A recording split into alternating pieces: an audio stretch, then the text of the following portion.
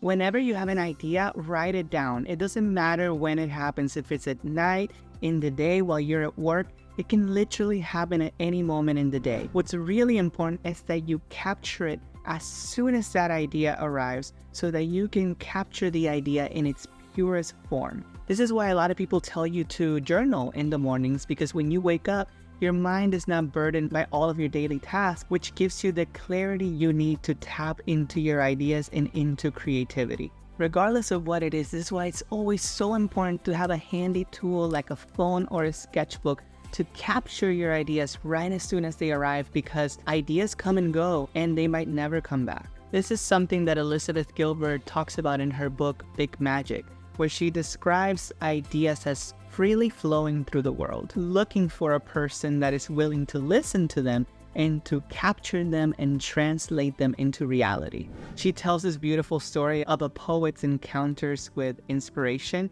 and she said that when an idea was coming to her, when inspiration was nearby, she could feel the idea coming down rolling through the hills near her house, and she would start running towards her house to grab her sketchbook so that she could write the idea down for the poem. And sometimes she would make it just in time for the idea to flow through her and into the sketchbook. And sometimes she was too late and the idea would just flow past her and move on to the next poet that was ready to capture it. I love this concept because it talks about ideas as almost like energy that is flowing through the world, looking for people that are willing to listen to them and to translate them into reality.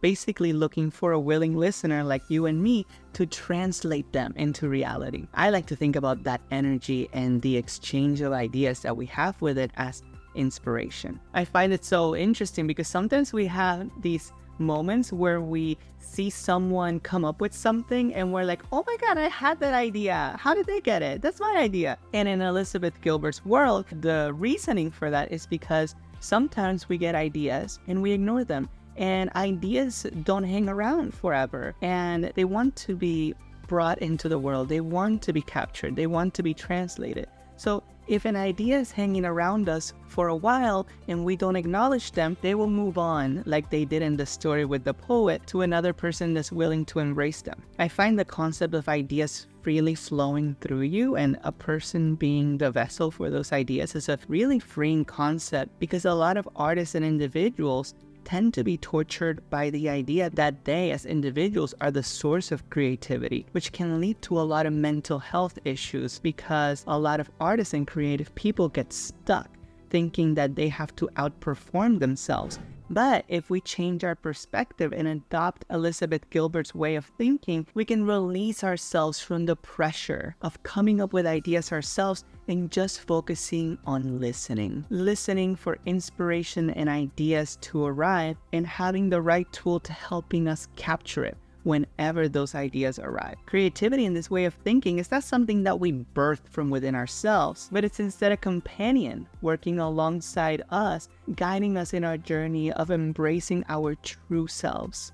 It is important for us to remember this because sometimes we feel like we don't know where we're going and we don't know where to look for answers. And the truth is that the answers have always been within us. The creative genius and inspiration is always trying to reach out to us. But the truth is that a lot of times we get distracted and miss the guidance, and sometimes we actually hear it and we get this gut feeling that we should be doing something, but maybe the idea or the inspiration is something that's scary and we choose to ignore it.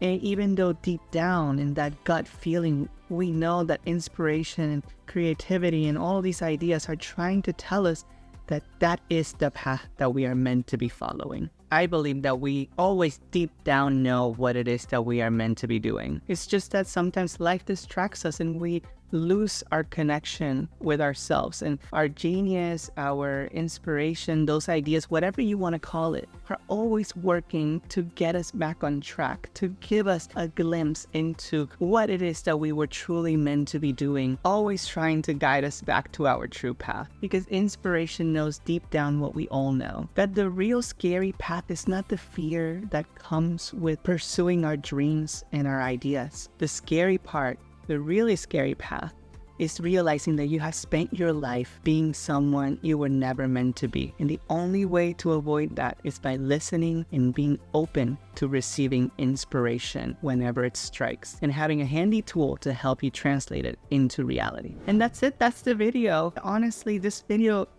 happened very organically, and it's an amalgamation of a lot of things that I've been interested in since I started this channel. I also wanted to say thank you to all 2,000 plus of you. I can't believe that we have already surpassed 2,000 subscribers. It feels like it was just a couple of weeks ago that I was celebrating getting to 500 subscribers. So from the bottom of my heart, thank you all so much for being here and for being a part of this journey with me. And if you want to support me, subscribe to the channel, share this video with a friend, hit the like, and also I have created a Buy Me a Coffee page. So if you want to buy me a coffee, you can go down in the description link or in the QR code that I'm going to post right here and help me stay caffeinated as I figure out this world of a full-time job and being a YouTuber simultaneously. So until the next video, thank you all so much. I am so grateful for all of you, and I will see you all in the next video.